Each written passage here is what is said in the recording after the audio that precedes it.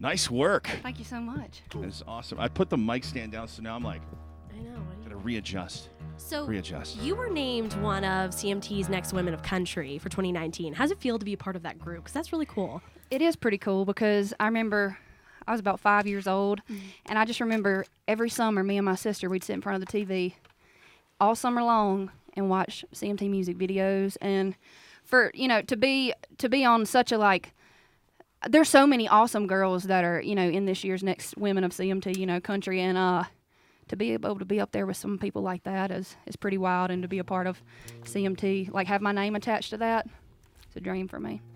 You were talking about that the first time you sang publicly was at your kindergarten graduation, and then have you noticed, like today, this is completely unrelated, but it just popped in my head, and I'm like, we're just gonna roll with it, okay? Yeah. So have you noticed now that there's when we were kids, or at least when I was a kid, there was kindergarten graduation, then your 8th grade, and then you had your high school.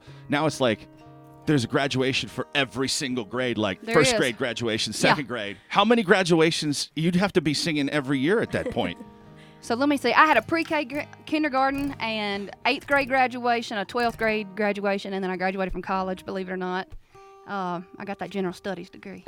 There you go. Yep. There you go. Good Lord, though, yeah. I sang Butterfly Kisses Oh. at Wow. kindergarten graduation, and for some reason I didn't sing at my high school graduation and all that. Like, didn't nobody want me to get up there and do it. So I was like, all right. I love that song. You knocked it out of the park at kindergarten. They're like, how do we top this That's performance? right. They're like, can't get better than that. Have bell bottoms always been your thing, or is this a new? Because I've noticed It's they're in starting right to, now, they're- B-Dub. It's in fashion. I understand that it's in Chelsea. But It's like, in. It's but like, in. when did I obviously have no fashion sense apparently? So when I mean, has Well, it I always was been your really style? obsessed with bell bottoms when I was little. I had this pair of blue leopard bell bottoms from Limited 2 that I was obsessed with, and my mama was like, all right, Lainey, you got to take them off. We got to wash them.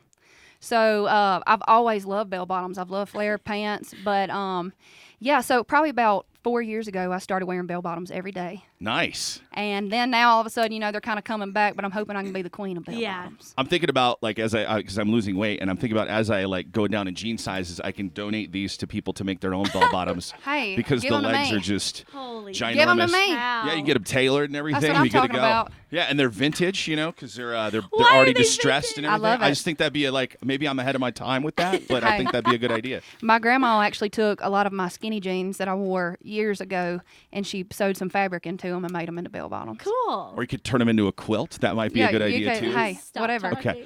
All right. So what do you have for us next? So like I just said, I just got out of the studio with Jay Joyce. He has been my all-time favorite producer ever since I can remember. Anytime I'm riding down the road and I hear a song that really like catches my attention for some reason, it's always ended up being Jay Joyce that's produced the song. And got to work with him, got to do a full record with him, and so proud of this next song. This is on the EP that just came out a couple weeks ago.